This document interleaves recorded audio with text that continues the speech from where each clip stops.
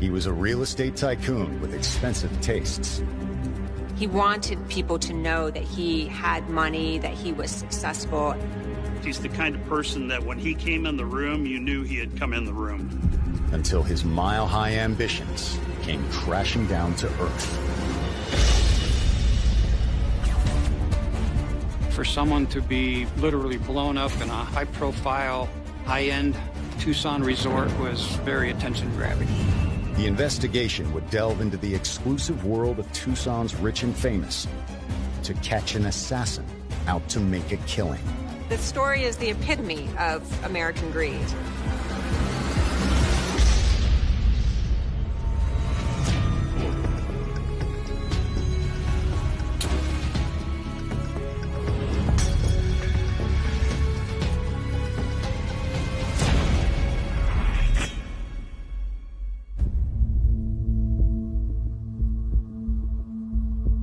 Friday, November 1st, 1996. It's a little after 5 p.m., and Tucson's leisure class is kicking off the weekend with a round of golf.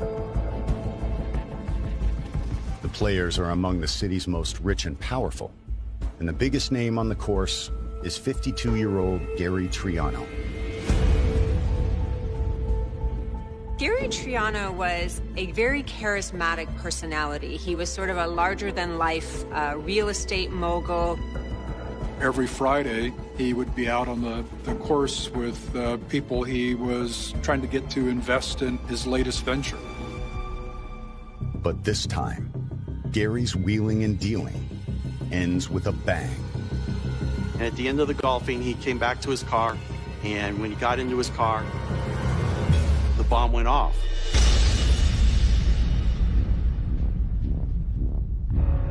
The explosion is described as like a funnel cloud that can be seen for miles from this resort. The roof has been peeled off the car by the explosive force. The doors have been blown open. The windshield's gone. It looked like somebody had just crushed this Lincoln Continental like a matchbox. First responders quickly arrive, but 52-year-old father and businessman Gary Triano is pronounced dead at the scene. There was no chance that Gary was going to survive this explosion. He was right on top of it. How could somebody hate somebody so much to want to murder them in such a violent and public way? Gary Triano was a longtime resident of Tucson who'd grown up with dreams of making it big. He was a Tucson kid, went to the University of Arizona, was in business with his father, if I remember right, selling cars in the beginning. Gary was first married to Mary Cram, and they were a very, very powerful couple, I would say. They had 2 children. By the early 80s, Gary had closed enough deals to become Tucson's leading real estate developer. If you were someone who was involved in the financial business in Tucson, Gary Triano was somebody you would have known. Gary was very flamboyant. He was a high roller. When he had money, he would spend money. He would tip lavishly. He would go on long trips to Europe. But Gary also took care of those less fortunate. Gary was very philanthropic, and he believed in the Boys and Girls Club here. He was very, very good to this community. In 1986, Gary's reputation earned him the attention of another Tucson luminary, Pamela Phillips. But Pam was, kind of up by the bootstraps gal from Tucson. She wanted to be one of the first females that was in commercial real estate in Tucson. And she achieved that. She made it all the way to the top.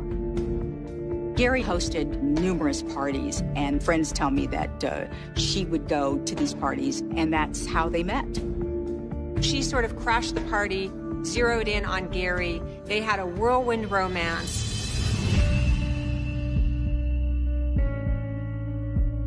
They get married right away.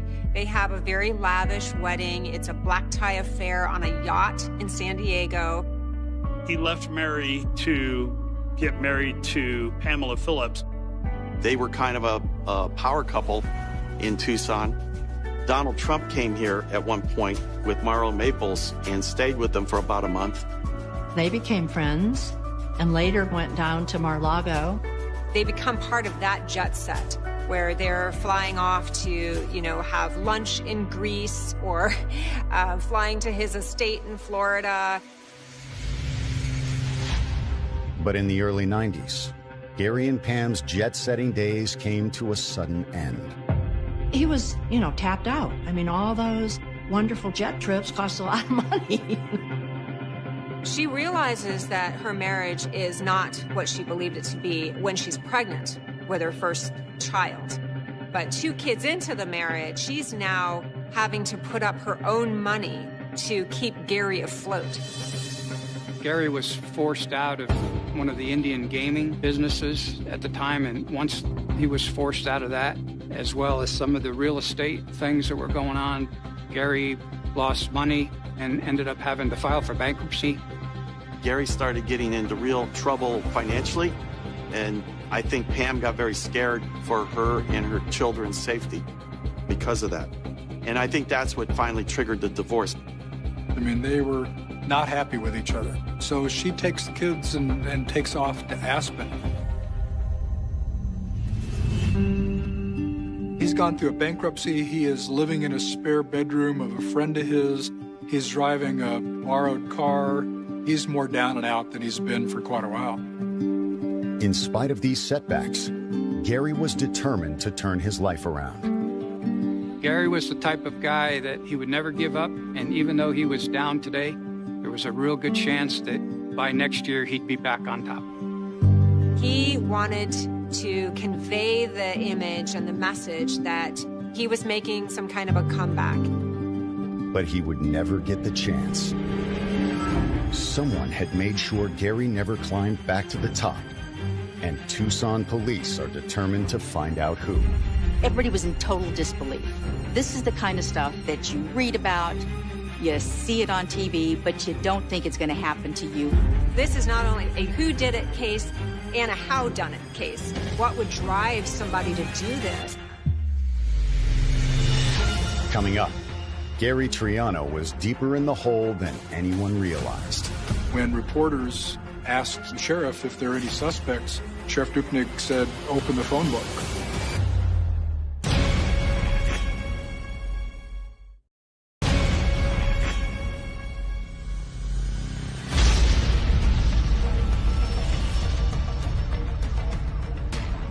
Millionaire real estate developer Gary Triano has been killed by a car bomb outside of Tucson's exclusive La Paloma Country Club.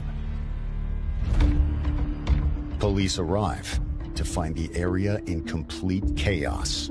It's really hectic because you've got bits and pieces of the car all over the parking lot. You've got golfers and employees wandering out now into the crime scene. It's pandemonium. Initially, what we do is we totally contain the scene. So in other words, we shut down the entire country club. What you see initially when you actually go to the blast scene is there's a Lincoln Town car sitting parked in a parking space. The roof has been peeled off the car by the explosive force. The doors have been blown open. The windshield was blown out of the car over the trees and landed in the swimming pool. There were parts of the car up on the roofs of the buildings nearby. To see a major, massively destructive blast like this was a first for me. I mean, this would be the world's biggest jigsaw puzzle, with no picture of what the puzzle was. The crime scene is so complex, federal agents are brought in to assist the investigation. Over the next few days, they are able to reconstruct the bombing. It's not just the sheriff's department at that point, but they call in assistance from the Tucson Police Department bomb squad. ATF, Alcohol, Tobacco, and Firearms. The FBI comes in. The ATF guys, they took all the pieces of the material back to their lab in California, and they started telling us about how it was a pipe bomb. The bomb looked like it had been sort of like it was an amateur had done it. You know, it was a 17-inch pipe bomb, which was already a strange measurement for a pipe bomb. The device was actually overbuilt for its purpose. It was far more explosive power than was needed. Our belief was it was built off the instructions off the internet and probably wasn't built to the specifics of killing a sole occupant of a vehicle. The bomb itself, we were able to determine, was housed in a canvas bag, a mundane canvas bag, easily purchased.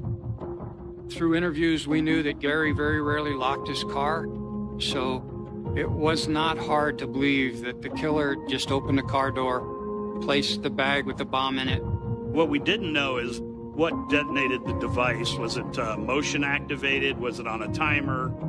Or was it command detonated?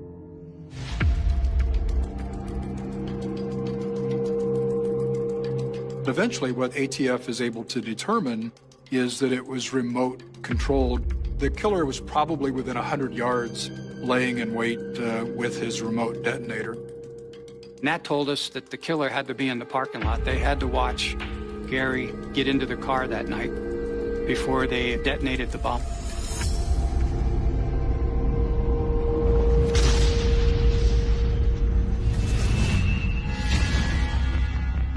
And the bombers set their trap for Gary during his birthday weekend.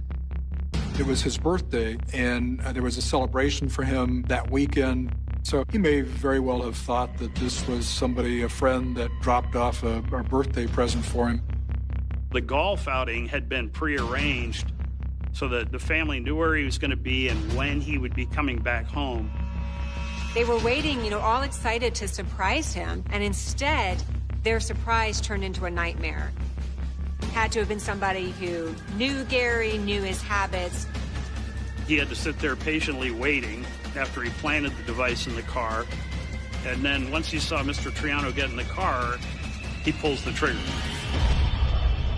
It's pretty evil when you think about it. When investigators speak to Gary's family, they say he's made more than a few enemies over the years. What we found out pretty soon was that Gary had a lot of business dealings, but he currently was in a large amount of debt, over $26 million in debt. It was clear by the end of his life that he was spending a lot of money he didn't have. Gary had lots of friends in high places, and he was able to sort of, rob Peter to pay Paul. He was always doing a sort of shell game where he was shuffling money around. Gary's ex-wife believes one of those enemies decided to get payback. When Pam and I met at the sheriff's department, she talked a lot about the Indian gaming and about threats as a result of the Indian gaming. She believes that Gary, was involved in all kinds of nefarious dealings and that it had to have been organized crime somehow. She said he was on a hit list, and she was scared. And I never saw her scared. We talked to numerous people who told us that Gary had mentioned to them that he felt like he was being followed. We never were able to get anything that we felt like we could follow up on as far as identifying who that might be. If you owe money to the mob, they kill you publicly so other people get the message. Coming up, a shocking tip leads investigators across state lines. When you take all the information that was found, you can't ignore it. It's almost like this guy has got his shopping list to murder Gary Triano.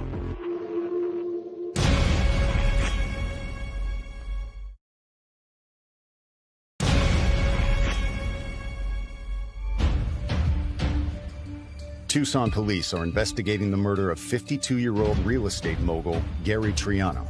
And the evidence so far suggests his killer might be connected to the mafia. Tucson is the place that a lot of reputed mobsters have retired in because they consider it safe. It's kind of off the beaten path a little bit. The Bonanno family retired there. The Castellanos retired there. The idea that it was a mob hit, it came from the fact that it was a car bombing. When you think of a car bomb, you think of sort of East Coast mafia, mob kind of thing.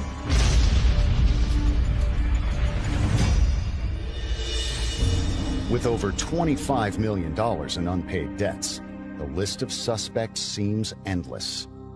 Gary had borrowed money from a lot of different people. There were investors in Mexico that some people thought were, less than reputable. he had actually started negotiations with a group in China.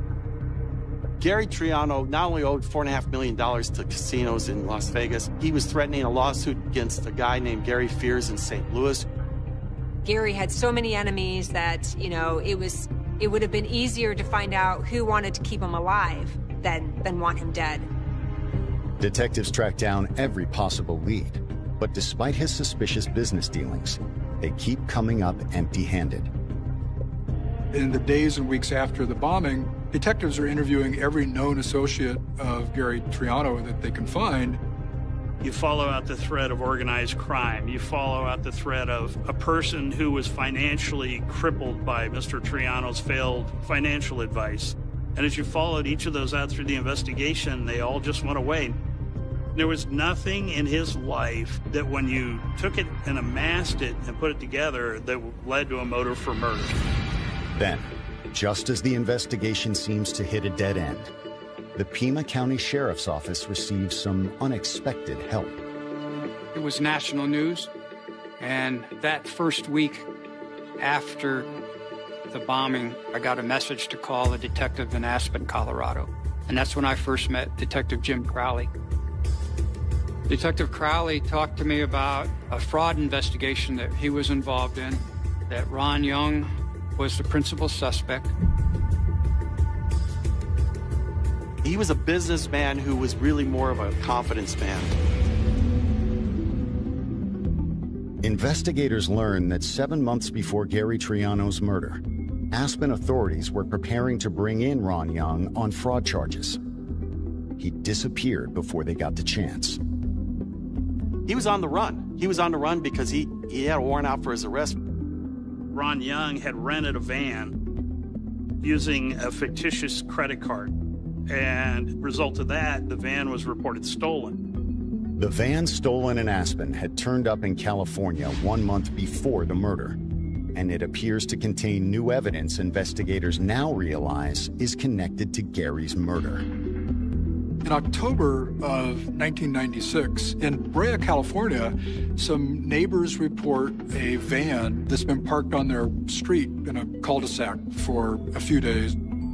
They call the local law enforcement. The cop sees it as a stolen vehicle, and they call the detective up in Aspen that had taken the stolen report and say, we got this van, and there's a whole bunch of stuff in it that we have no idea what this means. Jim Crowley, the detective from Aspen, searches the van, and in it he finds a sawed-off shotgun. He finds notes that list close relations or friends of Gary Triano. He finds a map of Tucson. Detective Crowley says, hey, I saw the bombing on the news, and I think that bombing is related to a fraud case that I've been working in Aspen. He knew that he had to get a hold of us and share his information with our investigation. When Tucson detectives inspect the van's contents, they find more clues connecting Ron to the bombing. We went back to all the contents of the van and really delved into them. And that's when we found friends and relatives, car descriptions, car license plates of friends and family close to Gary Triano. They've got receipts from a hotel here in Tucson that was in close proximity of where the Triano house was. We went to the hotel and went through all their receipts from 1996, and were able to show that Ron had stayed in this hotel here in Tucson for about a week prior to the murder. It's quite possible when Gary told his friend that he felt somebody was following him, it was Ronald Young. But why would a con man from Aspen murder a struggling Tucson real estate developer? It's all very suspicious, but where's the motive? At this point, Ron Young has just disappeared. He is nowhere to be found. He has gone off the maps. Coming up, investigators follow the money to find the missing pieces of the puzzle. In other words, who benefited financially from Gary's death?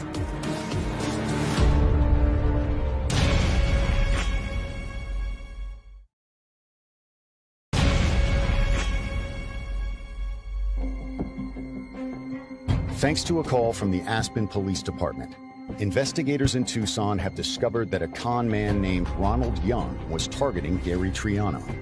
The question is, why? As detectives in Arizona and Colorado compare notes, they realize the two men share a personal connection. Jim Crowley, a detective with the Aspen Police Department, he said, I happen to have interest in Pam Phillips, who is Gary Triano's ex-wife.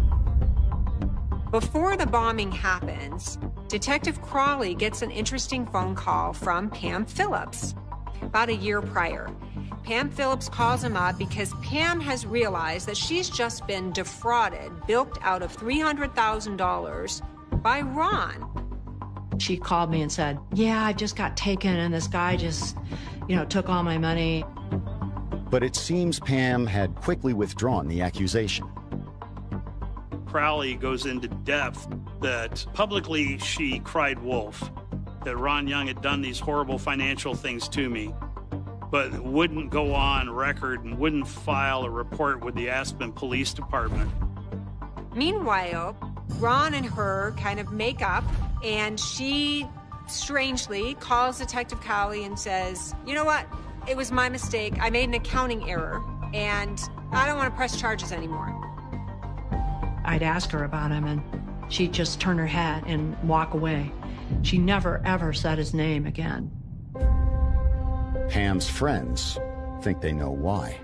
According to them, the two had started out as business partners about a year after her divorce, but their relationship wasn't strictly professional. Initially, their relationship is sort of a teacher-pupil relationship. Ron is making himself useful in Pam's life. He's taking care of her business, and their relationship sort of morphs into more than a business arrangement. And it came out that she was romantically involved with Ronald Young in Aspen.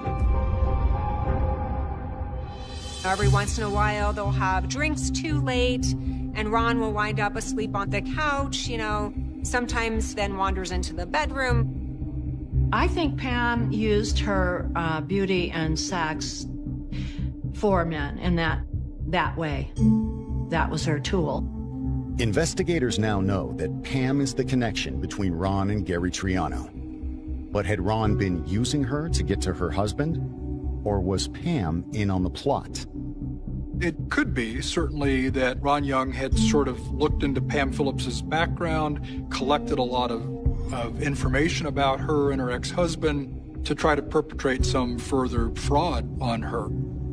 The big question that remained for Detective Gamber was, did he work alone? Did Ron Young do this on his own? To test Pam, investigators ask her to come in for an interview. During the interview, I didn't want her to know how much I knew about Ron. So when I pretty much nonchalantly threw his name out, there was just a long pause. She's denying his relationship with her. She completely minimizes him and their relationship to the point of, how did you hear about him? Outwardly, she appeared to cooperate with the investigation. It wasn't until we asked her if she would take a polygraph that she started some more pausing and some more, no, I don't know if I want to do that. Police find Pam's behavior suspicious, but she and Gary were already divorced. So what motive would she have for killing him? We have to follow the money. And where it got interesting is when we started to look at Pam Phillips. We had pulled the divorce records, and we knew that there were a lot of issues. The divorce wasn't smooth. There was fight over the children. There was allegations that Gary was hiding money. This is a time when Pam is running out of money. I mean, she tells the au pair at one point that she's down to her last $60,000. As investigators dig deeper, they discovered that Pam still stood to gain a lot from Gary's death.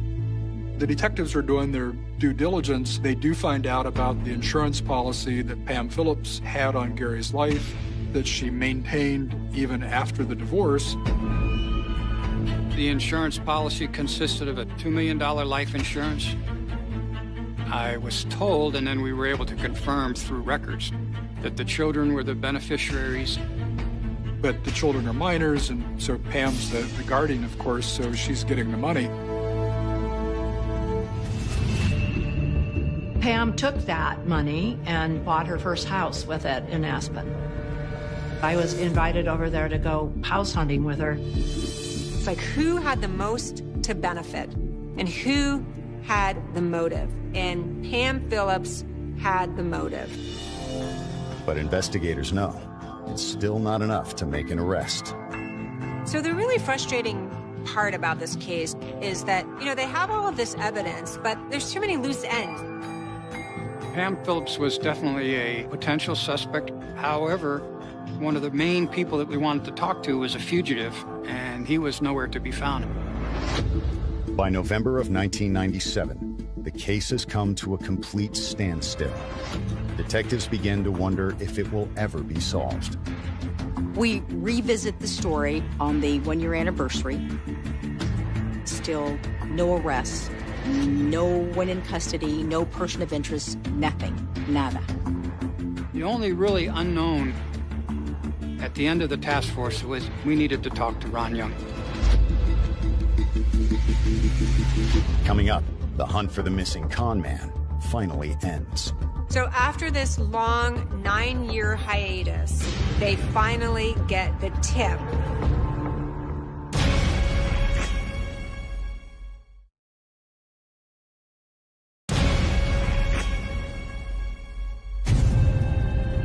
Nearly a decade after the murder of Gary Triano, detectives are still focused on two suspects, Pamela Phillips and Ron Young.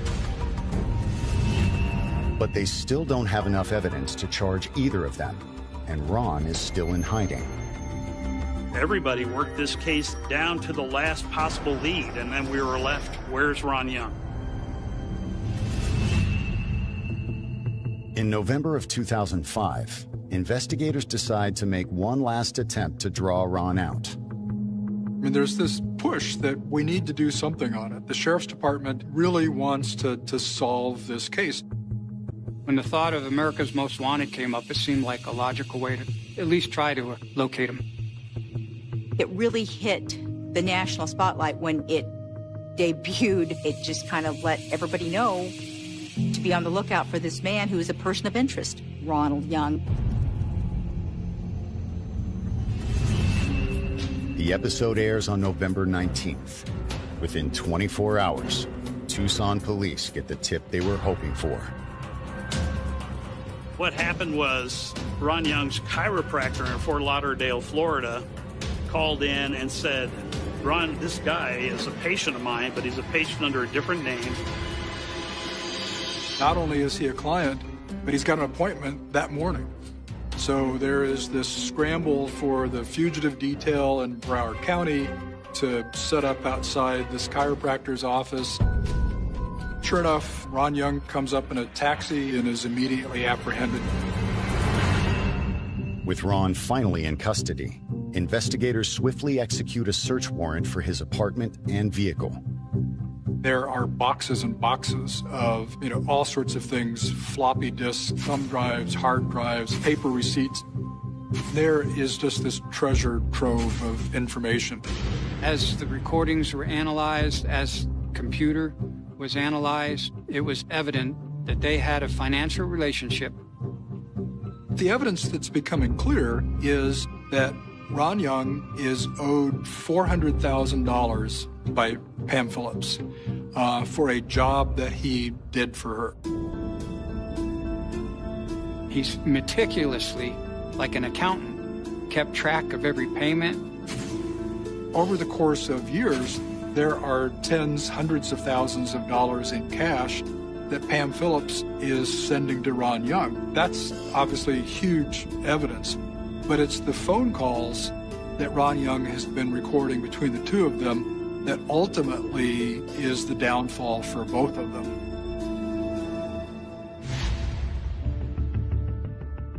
When investigators listen to the tapes, they immediately recognize the two voices.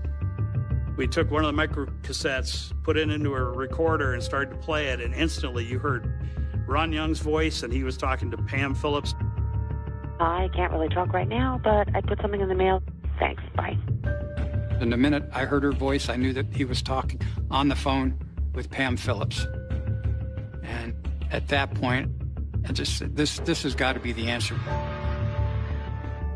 Probably one of the most damning recordings was when there was an argument over the money, how much she was sending or how much she wasn't sending. I'm like cashless. I need to restructure, reorganize, do something.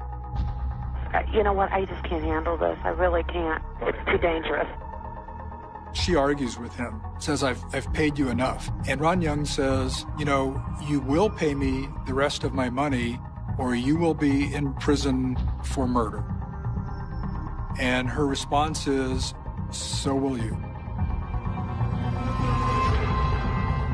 That's when I said, okay, we've got him.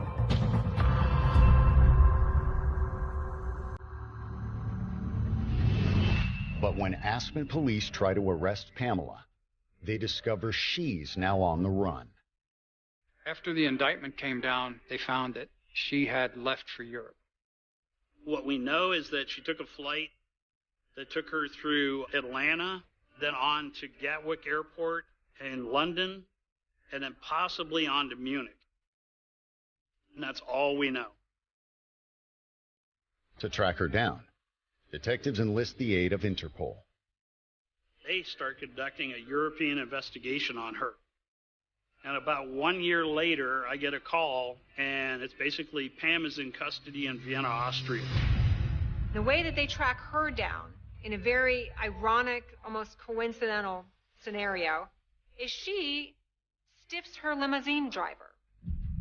She didn't pay him one time, and the guy went to the police there. That's how she got caught.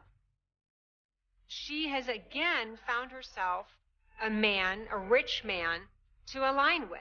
And she's living the high life again. She has literally reinvented herself in Vienna, Austria.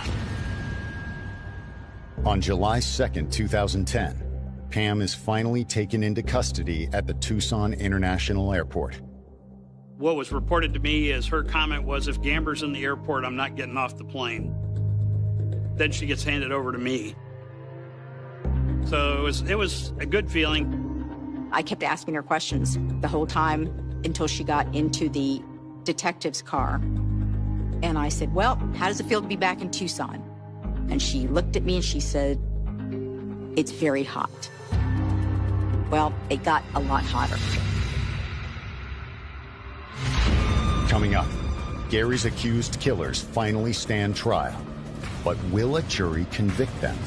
I knew it was only the beginning. The investigation was going to go under a microscope.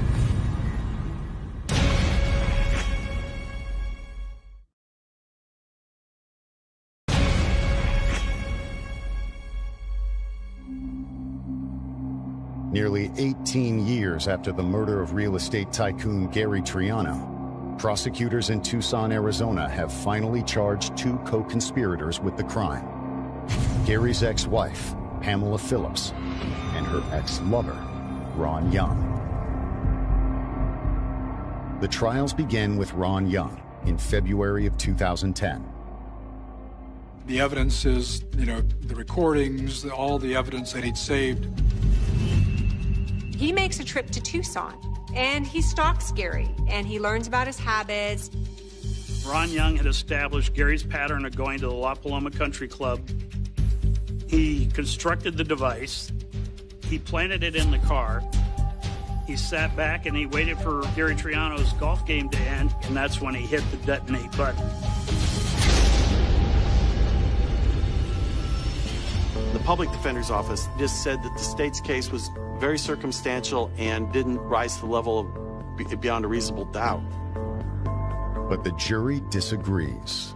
Ron is found guilty. Ron never admitted to anything. He professed his innocence throughout the trial. It was the jury that came back and decided that he was involved in this. 4 years later, it's Pamela's turn to face a jury. Before she goes to trial, the judge deemed that she was incompetent to stand trial. So she goes through all these tests and she goes through all this rehabilitation to get her competent to stand trial. Basically, the prosecution theory of the case is that Ron Young was hired by Pam Phillips to kill Gary Triano. They wind up getting into an arrangement where Pam convinces Ron that she's got this $2 million life insurance policy, and that if he carries out this hit on Gary, she'll pay him $400,000. According to the DA, the meticulous notes Ron kept are more than enough proof of Pam's involvement.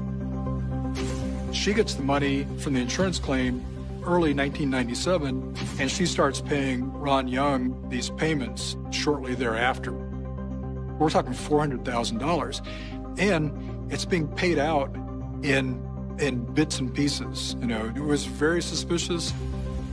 He was doing work for her, trying to help her start this business called Star Babies, and he wanted the money sent to him in a wire transactions that were kind of separated and hidden and looked bad. But that isn't the only evidence linking Pamela to the murder. On February 27th, prosecutors call a new witness to the stand. Pam has a best friend of hers, Laura Chapman, who is the prosecution's surprise witness. After Ron Young's trial and he's convicted, Laura Chapman comes forward. She says, you know, Pam told me before Gary was murdered that when they were having marital problems, that Pam should just hire a hitman and take him out. That became sort of the smoking gun of Pam Phillips' trial.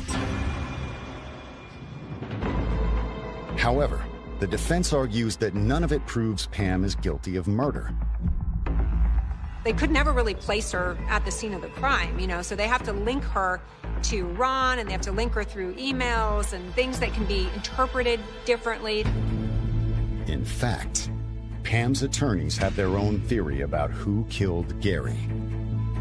The whole defense was geared toward this dead billionaire in Tucson that had a beef with Gary Triano. The person we think was involved with this case was a guy named Neil McNeese. Neil McNeese had been threatening to kill Gary Triano for a number of years. We all know as trial lawyers that if you do a third-party culpability, it's your story versus the state's theory of the case. It's not about reasonable doubt anymore. It's about whose theory the jury believes. As the jury deliberates, it's anyone's guess which story they will believe. You're always nervous about whether or not you were able to come up with enough evidence that the jury would agree with your theory of the case. On April 8th, 2014, they return with their verdict. She's guilty of conspiracy to commit first-degree murder and first-degree murder. And her sentence is natural life in prison, which in Arizona means that's life without parole. It wasn't until we got the verdict that I breathed a sigh of relief. That was probably the most gratification that most homicide detectives get on a case.